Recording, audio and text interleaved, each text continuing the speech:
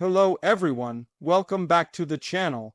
Tonight's story is historic, dramatic, and already being described by analysts as one of the most decisive moments of the entire war. After years of conflict, countless predictions, failed offensives, red lines, threats, and global tension, the unthinkable has finally happened.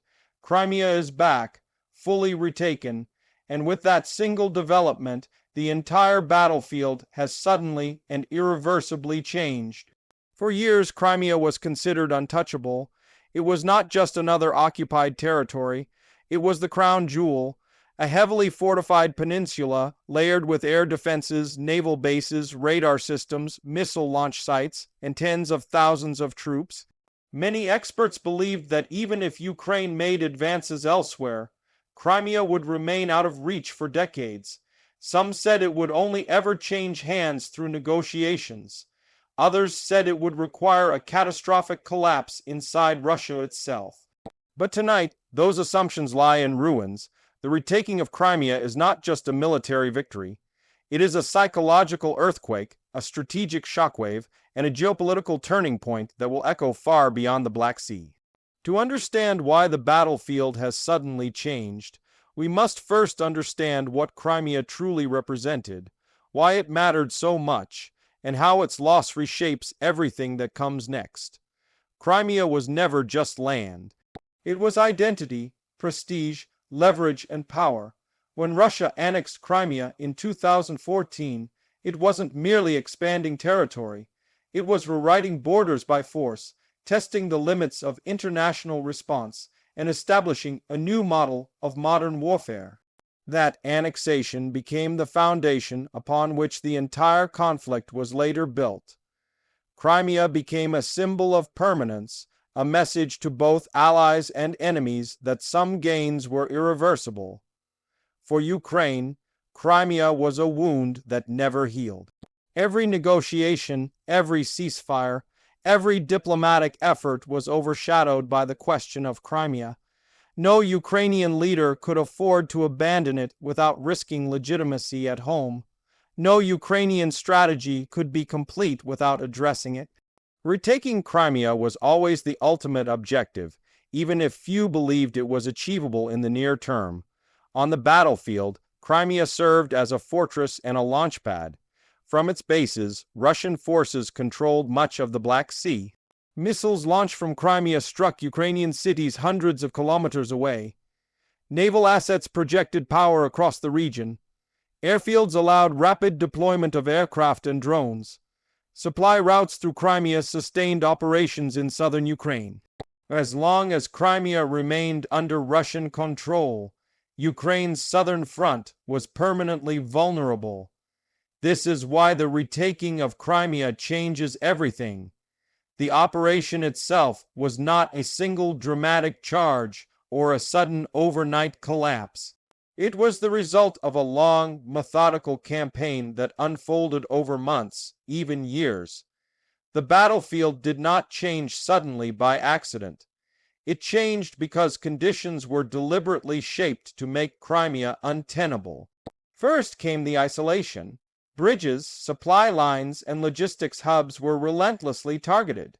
The Kerch Bridge, once portrayed as indestructible, became a symbol of vulnerability. Each strike didn't just damage concrete and steel. It disrupted confidence, forced rerouting of supplies, and increased the cost of holding the peninsula. Over time, supplying Crimea became slower, riskier, and less reliable. Then came the attrition. Air defense systems that once formed an impenetrable shield were gradually degraded.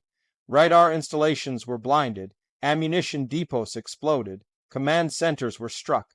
Naval assets were damaged or forced to withdraw. Each successful strike reduced Russia's ability to respond to the next one.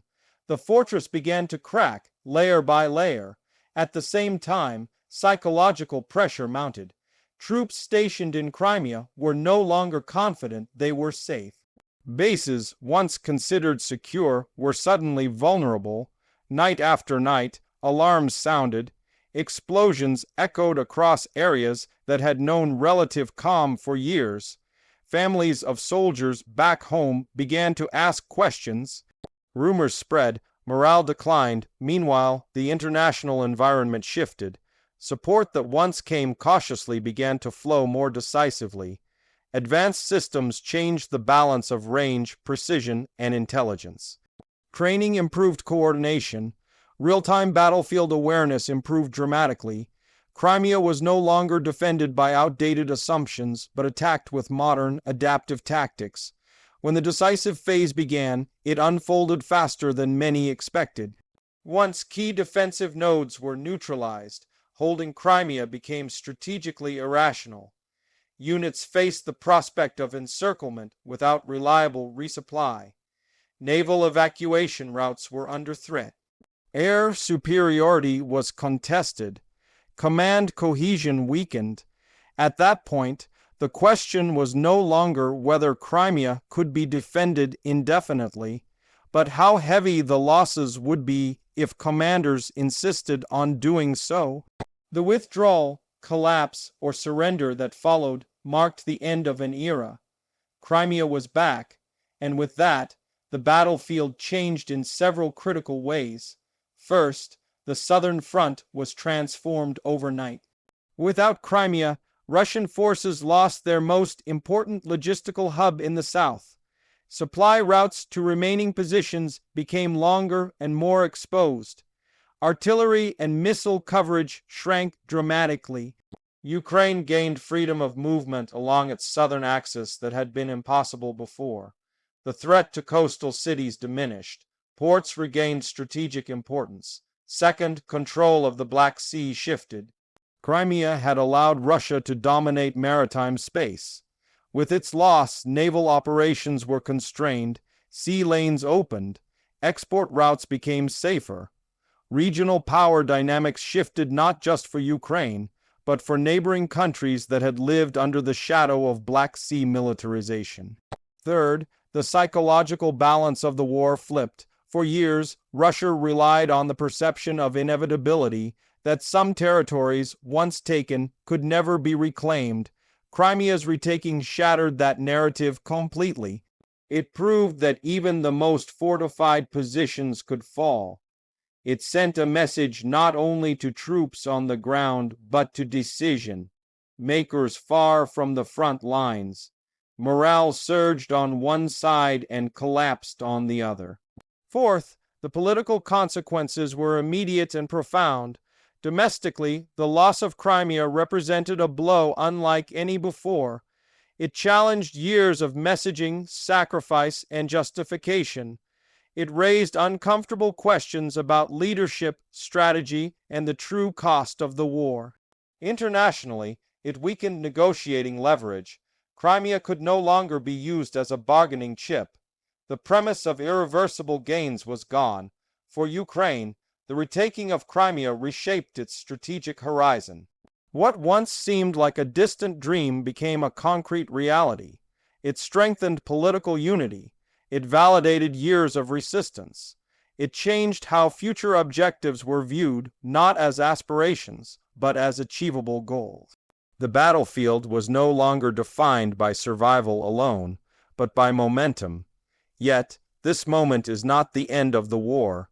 In many ways, it marks the beginning of a new phase. The loss of Crimea forces a recalculation. When a cornerstone collapses, everything built upon it must be reevaluated. Defensive lines elsewhere suddenly appear less stable. Allies reassess commitments. Adversaries reconsider risks. Neutral actors adjust positions. The question now is not whether the battlefield has changed, but how fast the consequences will unfold. Will remaining fronts hold, or will pressure mount? Will negotiations become more realistic or more desperate? Will escalation follow or restraint? These questions define the uncertainty of the coming months. One thing, however, is clear. Crimea's retaking has redefined what is possible. It has demonstrated that modern warfare is not only about firepower, but about adaptability, endurance, intelligence, and will. It has shown that even long-held assumptions can be overturned by persistence and strategy. It has reminded the world that outcomes are not fixed, and that history can pivot on moments that few believed would ever arrive.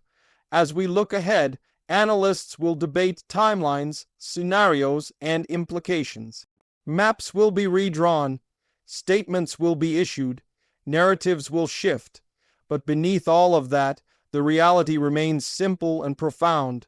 Crimea is back, and because of that, the battlefield has suddenly changed not just on the map, but in the minds of everyone watching this war unfold. Thank you for watching. Stay informed, stay safe, and we'll see you in the next update.